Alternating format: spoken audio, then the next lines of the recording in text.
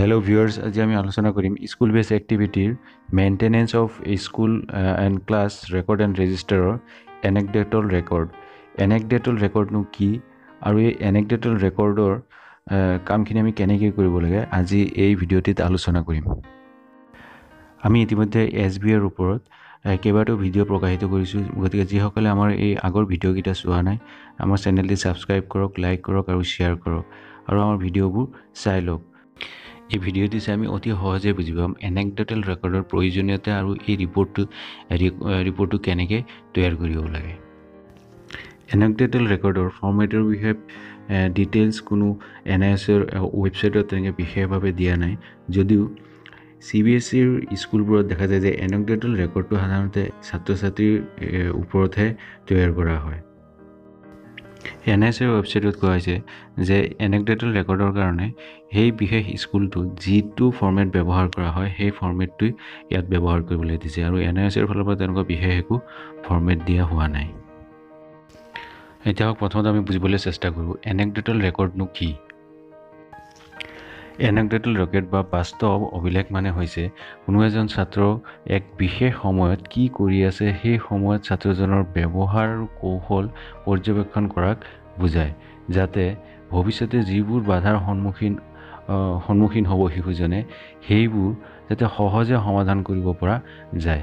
এই পৰ্যবেক্ষণৰ দ্বাৰা শিক্ষকে গম পায় শিশুজন কোনবোৰ কামত পাৰ্গত বা কোনবোৰ কামত দুৰ্বল।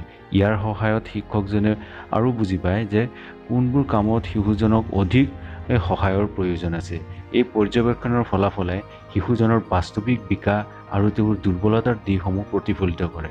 শিশুজনক যেতিয়া এখন বিদ্যালয় এৰি আন এখন বিদ্যালয়ত নামভৰ্তিৰ বাবে লৈ যোৱা যায় তেতিয়া এই ৰেকৰ্ডটো শিশুজনৰ লগত পঠাই দিয়া হয় আৰু এই এনেকডেটলৰ ওপৰত নিৰ্ভৰ কৰিয়ে এই ছাত্ৰজন সেই নতুন বিদ্যালয়ত নামভৰ্তি হ'ব। ফলত নতুন বিদ্যালয়ৰ শিক্ষক এজনে অতি সহজে শিশুজনৰ সকলো দিশ ভালদৰে বুজি পায়। গতিকে ৰিপৰ্টটো তৈয়াৰ কৰিব হ'লে আমি কিছুমান এক্টিভিটিৰ সহায়ত শিশু এজনক আমি মূল্যায়ন কৰিব লাগিব, কিন্তু এই মূল্যায়নটো এনেকুৱা নুবুজায় যে খুব বেছি দীঘলীয়া এটা প্ৰক্ৰিয়া প্ৰয়োগ কৰি আমি ইয়াৰ মূল্যায়নটো কৰিব লাগিব। এইটো ধৰক 1 মিনিট 2 মিনিটৰ কিছুমান এক্টিভিটি দি পিনে আমি সেই শিশুজনক আমি অবজাৰ্ভ কৰিব লাগিব, পৰ্যবেক্ষণ কৰিব লাগিব আৰু কৰি যিবোৰ বেয়া দিশখিনি আছে সেই দিশখিনি আমি বিচাৰি উলিয়াই তাৰ সমাধান বিচাৰিব লাগিব। উদাহৰণস্বৰূপে আমি কিবা এটা এক্টিভিটি দিব পাৰোঁ যিটো 1 মিনিট 2 মিনিট বা খুব বেছি হ'লে 5 মিনিটৰ এটা এক্টিভিটি হয় আৰু তাৰ ফলত সেই এক্টিভিটিটো দিয়াৰ পিছত আমি চাব লাগিব শিশুজনক সেই বিশেষ কামটো দিয়াৰ পিছত তেখেতে কেনেকুৱা ধৰণৰ ব্যৱহাৰ দেখিবলৈ পোৱা যায়। চ' এইখিনি দেখি আমি এই ৰিপৰ্টটো তৈয়াৰ কৰিব লাগিব। এই পৰ্যবেক্ষণটো আমি এজন শিশুৰ ওপৰত ক্লাছৰুমৰ ভিতৰতো কৰিব পাৰোঁ বা ক্লাছৰুমৰ বাহিৰতো কৰিব পাৰোঁ আৰু খুব বেছি সময় ল'লে 5 মিনিটৰ এটা কাৰ্যকলাপ দি আমি পৰ্যবেক্ষণ কৰিবলৈ আৰু বিশেষকৈ ক্লাছৰুমৰ ভিতৰত যদি কিবা এক্টিভিটি দিয়া হয় তেনেহ'লে সেইটো 2 মিনিট বা 3 মিনিটৰ কিবা এটা এক্টিভিটি দি আমি পৰ্যবেক্ষণ কৰিব লাগে। এতিয়া ইয়াত এটা ফৰ্মেট এটা আমি লৈছোঁ।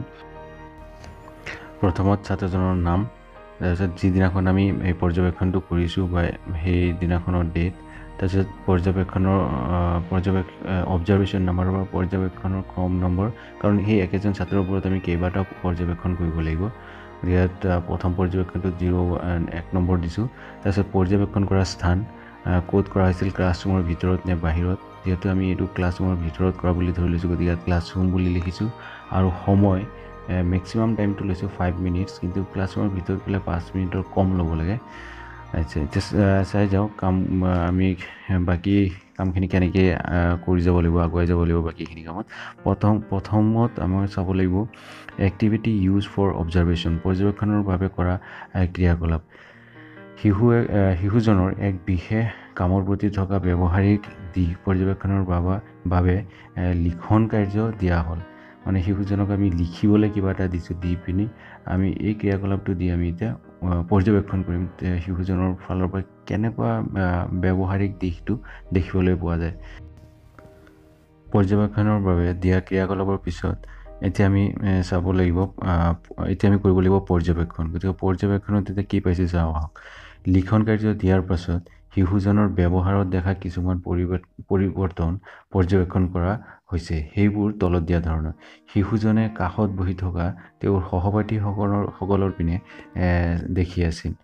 বহু সময় নিজৰ বেগত কলম বিচাৰি আছিল। অলপ সময় লিখি কলমৰ চিয়াহী নাই বুলি কৈ বহি আছিল। ছাত্ৰজনে আকৌ অকণ পিছত কৰিল কি ছাত্ৰজনে প্ৰস্ৰাৱ কৰিবৰ বাবে টয়লেটলৈ যাবৰ অনুমতি বিচাৰে। যেতিয়া ছাত্ৰজনক এই লিখিবলৈ কিবা এটা দিয়া হৈছিল তেতিয়া এই উল্লেখ কৰা এইখিনি কামহে শিশুজনে কৰিছিল, কিন্তু আচলতে কৰিবলৈ দিয়া কামখিনিত শিশুজনৰ মন দিয়া নাছিল আৰু কৰিবলৈ বিচৰা নাছিল। গতিকে এই পৰ্যবেক্ষণৰ পৰা কি গম পালোঁ যে শিশুজনে দিয়া কামৰ প্ৰতি মন দিয়া নাছিল আৰু বেলেগ কিবা কামতহে নিজকে নিয়োজিত কৰি ৰাখিছিল। গতিকে এই সমস্যাখিনিৰ সমাধান কেনেকৈ কৰিব পাৰি তালৈ অলপ চাওঁ আৰু এইখিনি আমি লিখিব লাগিব। এতিয়া চাওঁ আহক সমস্যা সমাধানৰ সম্ভাৱ্য দিশসমূহ। শিশুজনক দিয়া লিখিত কাৰ্য ভালদৰে কৰা নাছিল আৰু পৰ্যবেক্ষণৰ অধিকাংশ সময় শিশুজনে আন অপ্ৰয়োজনীয় কামত ব্যস্ত ৰাখিছিল নিজক। লিখন কাৰ্যত ধাৰ্য কৰা 5 মিনিট সম্পূৰ্ণৰূপে মনোযোগ সহকাৰে নিজকে শিশুজনে নিয়োগ কৰিব পৰা নাছিল। সেইবাবে এতিয়া সময়টো কিছু কমাই শিশুজনৰ ৰুচিসম্পন্ন বিষয়ত লিখন কাৰ্যটো দি পৰ্যবেক্ষণ কৰা হয়। এতিয়া আমি আমাৰ পৰ্যবেক্ষণৰ সম্পূৰ্ণ কৰি আমি আকৌ ইয়াৰ মন্তব্য আগবঢ়াব লাগিব। যেনেদৰে ইয়াত লিখিছোঁ, দেখা গৈছে যে শিশুজনক সময়টো কিছু কমাই দিয়াৰ আৰু শিশুজনক ৰুচিসম্পন্ন বিষয় এটাৰ ওপৰত লিখিবলৈ দিয়াত লিখন কাৰ্যটোত শিশুজনে কিছু আগ্ৰহ প্ৰকাশ কৰিছে। গতিকে এনেদৰে আমি সেই শিশুজনৰ ওপৰত কেইবাটাও পৰ্যবেক্ষণ কৰিব লাগিব। যেনেকৈ 1 নম্বৰত কৰিলোঁ এটা, তাৰপিছত দ্বিতীয় আৰু এটা পৰ্যবেক্ষণ কৰিব লাগিব। এতিয়া এই পৰ্যবেক্ষণবোৰ পৰ্যায়ক্ৰমে কৰি গৈ থাকিম আমি, আৰু এই পৰ্যবেক্ষণবোৰ ক্লাছৰুমৰ ভিতৰতো কৰিব লাগিব আৰু কিছুমান পৰ্যবেক্ষণ আমি ক্লাছৰুমৰ বাহিৰতো কৰিব লাগিব। যেনেকৈ আমি অকল লিখন কাৰ্যটো দেখিছোঁ, আন কিছুমান দিশতো আমি চাব লাগিব যে শিশুজনৰ মনটো সহযোগিতাৰ ভাৱ আছেনে নাই, বা ল'ৰা ছোৱালীৰ বাকী কেইজনৰ লগত ভালকৈ মিলি চলিব পাৰে নে নাই, এই আটাইবোৰ দিশতে আমি পৰ্যবেক্ষণ কৰিব লাগিব আৰু ৰিপৰ্ট তৈয়াৰ কৰিব লাগিব। গতিকে এনেদৰে এজন শিশুৰ ওপৰত 5টামান অবজাৰভেশ্যন বা পৰ্যবেক্ষণ কৰি এটা ৰিপৰ্ট কৰিব, আৰু এই গোটেইখিনি অবজাৰভেশ্যন কৰাৰ পিছত অৱশেষত এটা মন্তব্য আগবঢ়াব লাগিব বা ৰিমাৰ্কছ দিব লাগিব। আপুনি এই গোটেইখিনি অবজাৰভেশ্যন কৰি শিশুজনৰ পৰা কি পাল, বা আপোনাৰ ফালৰ পৰা যদি কিবা বিশেষ কিবা এডভাইচ দিবলগীয়া থাকে সমস্যাবোৰৰ সমাধানৰ কাৰণে, সেইখিনি তাত উল্লেখ কৰিব পাৰে। গতিকে এইদৰে আমি এজন শিশুৰ এনেক্ডটেল ৰেকৰ্ডটো প্ৰস্তুত কৰিব পাৰোঁ। আমাৰ আজিৰ এই ভিডিঅ'টো যদি আপোনালোকৰ ভাল লাগিছে তেনেহ'লে লাইক কৰক আৰু আপোনালোকৰ বন্ধুবৰ্গৰ সৈতে শ্বেয়াৰ কৰক। ধন্যবাদ।